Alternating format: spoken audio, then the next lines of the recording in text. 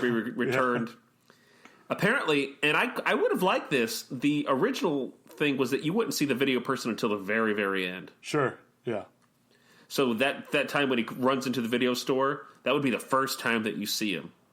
I think I would have liked that. Yeah, and I thought I saw too. I don't know if you read, but at the very first, they were just going to have him as a voiceover the whole time and not even show him. I mean, if you're going to have a final fight scene, for us to do a final fight scene, and we'll get there. But yeah, let's keep moving then. I think Elliot Gould's very funny. We should mention this legendary actor's in there as well. Yeah. He's an alcoholic who gets very upset.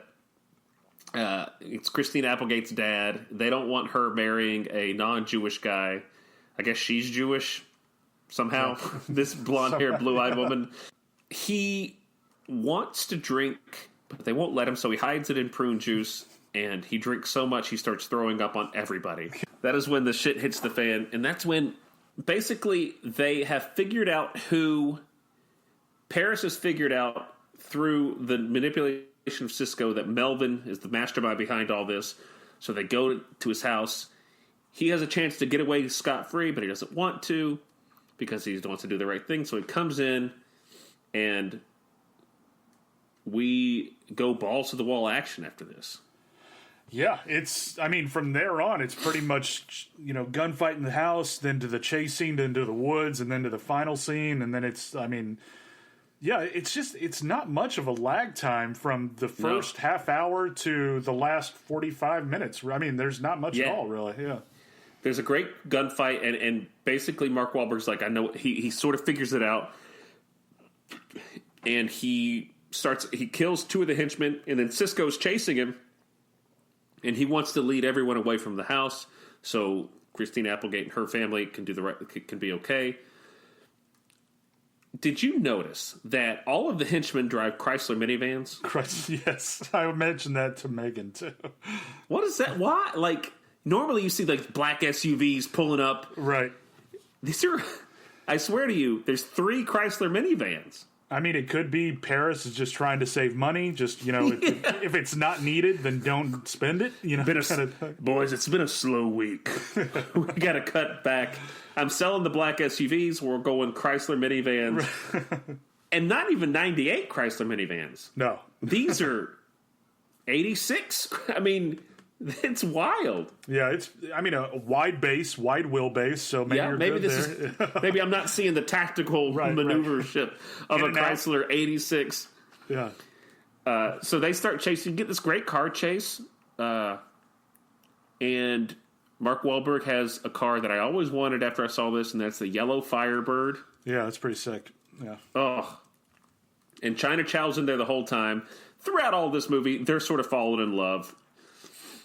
And we get this great car chase scene. Mark Whalberg has this awesome windbreaker on. Yeah.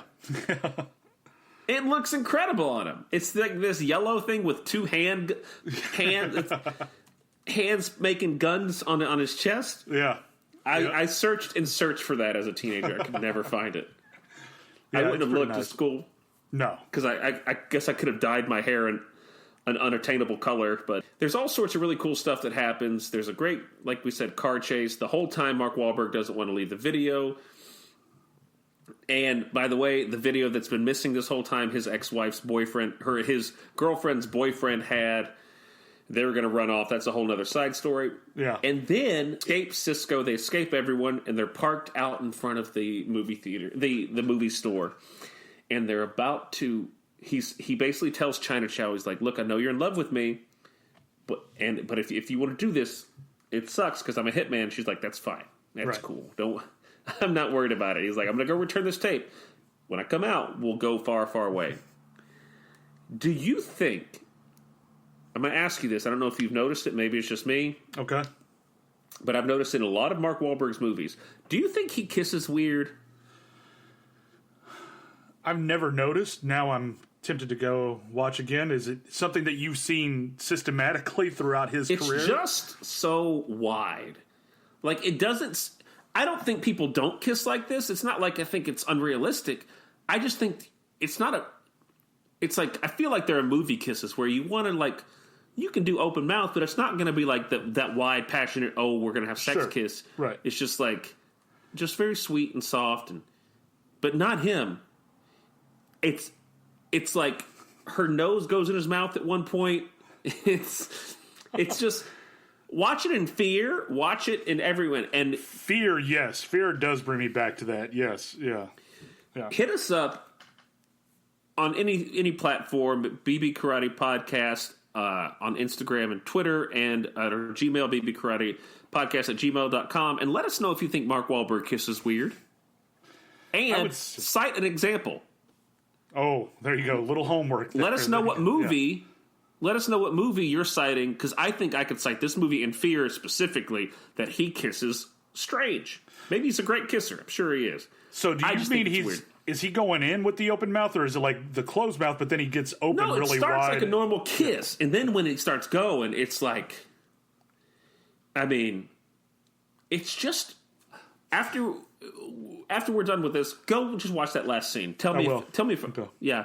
So while they're kissing, I mean, that's after another fight happens where Cisco knocks him off. He runs up behind him and knocks him off. But I want to skip all that because I want to get to a really, really fun boss fight.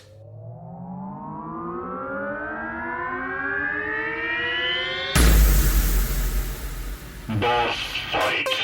I think the last 25 minutes, probably 20 minutes of this, are the boss fight. Boss fight. Yeah. It's we have a great pre-boss fight, and then we get the best one with the knives is even better. Oh my gosh, it's so much fun. If this podcast is going to do a final fight scene, what better place is it to take place in than a movie rental store with knives and hand-to-hand combat? It's great.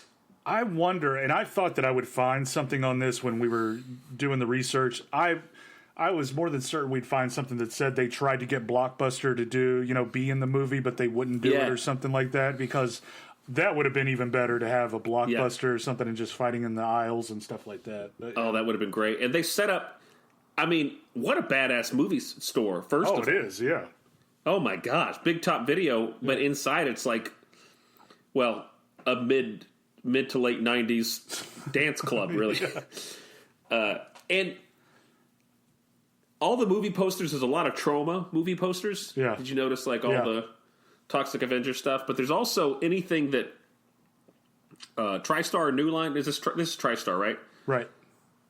There's a lot of those. Like that Godzilla says coming soon, Godzilla, right at the entrance. And I always thought, once again, Mark Wahlberg's a cool motherfucker in this movie. When Cisco goes, he pulls out his knives with the sword. Yeah. Mark Whalberg goes, "Come on, motherfucker, let's work." Yeah. Oh man, I was ready to go. I was ready to go as a kid. That's the Mark Whalberg you wanted the whole time. That is what I wanted the whole time. Yes. Yeah. Let's. And I mean, maybe that does. It pays off at the end with all this shit that he's putting on at the very first up till now. He's like, yeah. And it's so good, man. It's good. It's great. He gets what I always like. He gets his ass kicked. Yeah. If I had to critique this fight scene at all, I would like a bit more wider shots in the hand-to-hand stuff. Right. It's a bit very much 99 sort of style of fit where it's like quick cuts. Right. Like still, that's the American style in it. But, man, they do a great job. And apparently, Mark Whalberg says he did a lot of his own stunts. They fight all over this building. They go up they use top. the space great. Yeah. We get to see Mark Whalberg's gymnastics training that he displays in his working out montage at the beginning of the movie, where he's proficient on a pommel horse. Yep. Yep. And this scene's great for a lot of reasons. There's humor throughout. When Cisco's like, "You remember that shit I told you about my boat? I lied." Yeah. It's like they take the time to be funny, and you don't mind it because this movie's been shit crazy this entire time, so of course they would talk like this for this time. And then there's this huge swinging display above the movie store rental base floor. Yeah. Right? And how does it go? When do they get up there? they go up to the second level, and then they start fighting up there. Right. And then they climb on like the railing for it, or the rafter thing for it. Right. And that's when he gets up there, and I mean, I don't want to finish the fight, but please finish the fight. Okay, yeah. I mean, he because it's not really finished. No. He takes the knife, stabs it into Cisco. Melvin does, stabs it into the chest, and it's this great. And so during this whole time, Whalberg's strapped with this bomb on him too. And where did the bomb come from? I forgot. Where did the bomb come from? The bomb is shown at the beginning. Right. The big explosion that he bungee jumps out of, he uses that bomb that he had strapped to him. Right. And so I was wondering, there's a time in this movie where he's just throwing grenades. He throws like 3 grenades, and I'm like, it turns out under his badass yellow jumper, he has a tactical vest on that you can't see, and that's where he's hiding this bomb where you have to press it together to get it to ignite. Yeah. So he has this, and during this whole fight scene at the end, him and Cisco are fighting on the rafter of this huge sign display in the center of Big Top Video. Melvin gets the knife from him, stabs him in the chest, and this whole great bit of just kind of Lou Diamond Phillips, Cisco, just this whole, I could see it. I could see the light. It's this great thing where you're like, Cisco basically plays on Melvin Smiley's gullibility, and he's like, in most movies, this is like, we've been stupid this whole time. I wish I didn't have to come to this, but here's what it is. And now I have to die. I understand it. And so Cisco's character's like, I'm going to die. But man, he pretends he's dying just to get Melvin close to him to fuck him up again. And he snaps together the bomb so it starts to trigger. And it has a countdown, but I mean, just the gullibility and like how they're fighting this hard, and it's like from the let's go to work or let's work, and then getting to this part to where it's like Melvin's just back to being Melvin again, like close your eyes, just it's almost over kind of thing, and we get to see Lou Diamond Phillips go through this cheesy ass death scene as Cisco, and it's just great. You get the countdown, and then Mark Whalberg's faced with a choice. He runs out to meet the woman he loves, China Chow, and at that moment, Avery Brooks' character shows up and he's going to kill him. He can either get shot or try to survive the explosion. And he goes to survive the explosion. And how does he survive it, Marcus? By hiding under the golden spray sign. Taste the golden spray. Big, huge ass gold made marketing promo for it. And, yeah. And then we get a little happy ending because her father's not going to be poor anymore because he's going to sell the story of the kidnapping to Hollywood and he's going to make millions of dollars. Mark Whalberg's considered dead at this point. She's in the limousine. And who's driving it but none other than not Mark Whalberg. Nope. Vince. Benny. Antonio Sabat. The guys who's had something to do all weekend, so he's missed all of this. He doesn't know what the fuck's going on. Doesn't know what's going on. He just went to a Republican rally and preached about building the wall. But turns out he's going to be nice, and Vinny's going to drive her and Mark Whalberg around because he gets in and starts eating her face immediately. He does. I need to go back and watch this now. I'm curious to see how the kiss happens. Yeah. Oh, gosh, I was going to say, you know who the other kill was? It's that guy who tries to rape China Chow at the beginning. But no, Melvin killed that kid. Yeah, Melvin killed... And I just wanted to go back because I was going to touch on just how awkward of a fucking scene that is. It's so uncomfortable. It is. It's... Oh, sucky, me love you long time. Oh, it's racist, it's rape, and it's white privilege all over it. It's white privilege. It's everything. It's everything you hate about a lot of stuff going on in society today, all in one character, and he wears an ugly sweater, and he's shot.